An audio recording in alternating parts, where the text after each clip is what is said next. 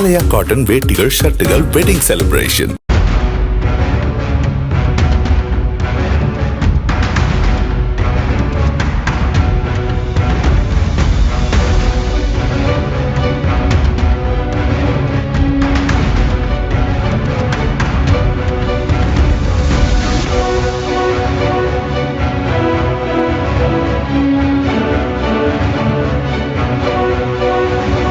இலங்கையில் கடந்த நவம்பர் 16 முதல் கடுமையான வானிலை காரணமாக ஏற்பட்ட பேரழிவு, வெள்ளம் மற்றும் நிலச்சரிவுகளால் நிலைகுலைந்து காணப்படுகிறது.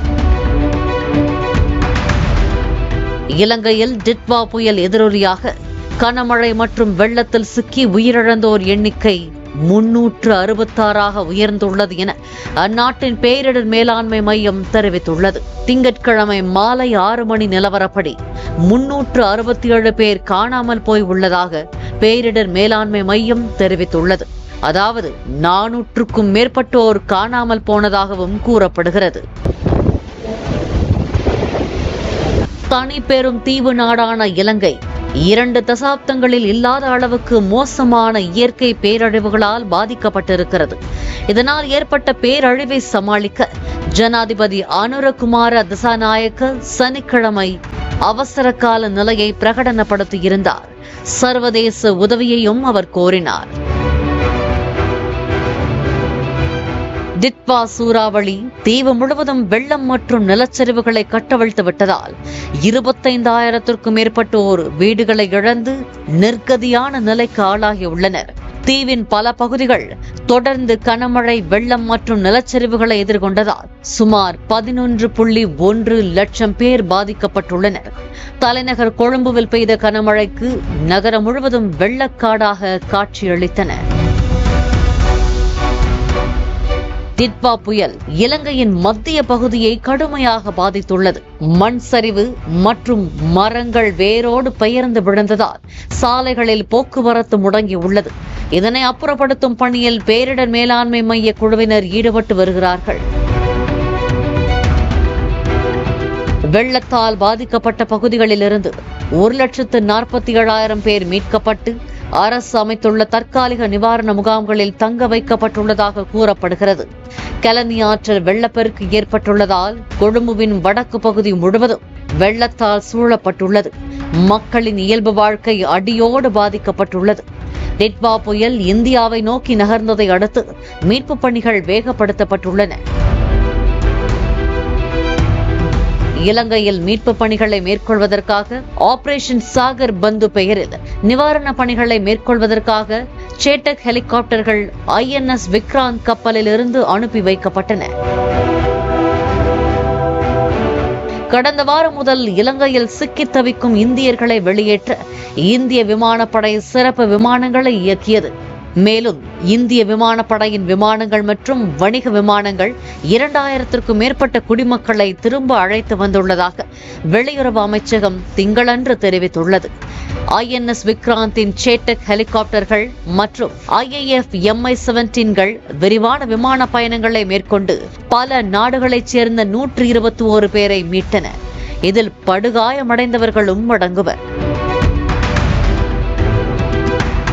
இலங்கை விமானப்படையுடன் ஒருங்கிணைந்து செயல்படும் IAF-இன் விமானம் தாங்கி கப்பலான INS விக்ராந்த் மற்றும் Mi-17 ஹெலிகாப்டர்களிலிருந்து சேட்டக் ஹெலிகாப்டர்கள் மூலம் மேற்கொள்ளப்பட்ட ஒருங்கிணைந்த நடவடிக்கைகளில் 150க்கும் மேற்பட்டோர் மீட்கப்பட்டனர் என கூறப்படுகிறது.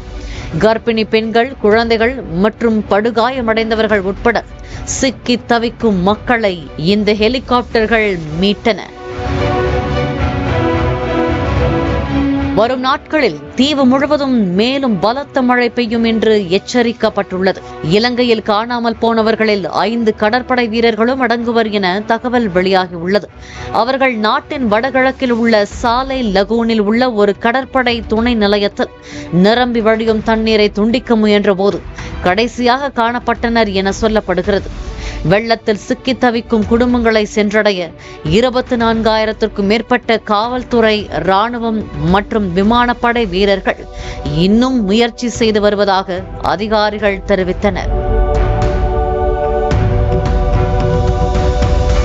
இலங்கையின் கடுமையாக பாதிக்கப்பட்ட மற்றும் தனிமைப்படுத்தப்பட்ட பகுதிகளில் வெள்ளத்தால் பாதிக்கப்பட்டவர்களுக்கு உதவுவதற்காக தேசிய பேரிடர் மீட்பு படையின் நகர்ப்புற மீட்பு குழுக்கள் மொத்தம் 80 பணியாளர்களை கொண்டு தொடர்ந்து தேடுதல் மற்றும் மீட்பு பணிகளை மேற்கொண்டு வருவதாக அமைச்சகம் தெரிவித்துள்ளது.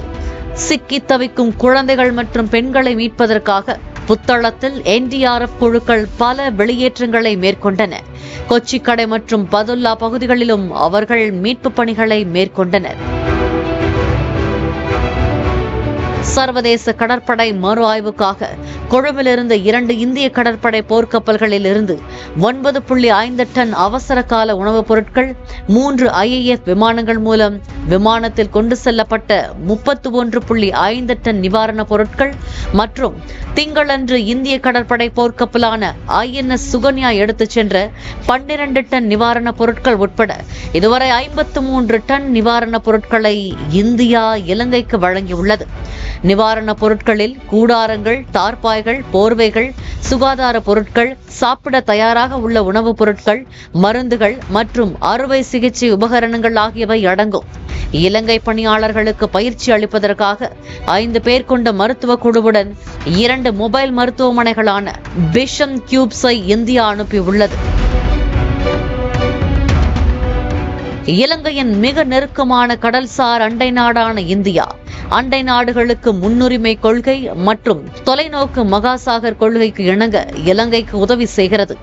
இந்த தேவைப்படும் நேரத்தில் இலங்கை அரசாங்கத்துடனும் மக்களுடனும் உறுதியாக ஒற்றுமையுடன் நின்று தொடர்ந்து மீட்பு, நிவாரணம் மற்றும் விரைவான மீட்பு முயற்சிகளை ஆதரிப்பதில் இந்தியா தொடர்ந்து உறுதியாக உள்ளது என்று வெளியுறவு அமைச்சகம் தெரிவித்துள்ளது.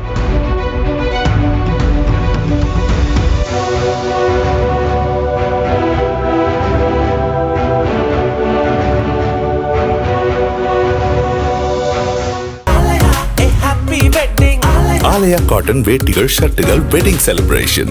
பிளே ஸ்டோர் மற்றும் ஆப் ஸ்டோரில் இருந்து பாலிமர் செயலியை QR கோடு மூலம் பதிவிறக்கம் செய்யுங்கள். செய்திகளை உடனுக்குடன் பெறுங்கள்.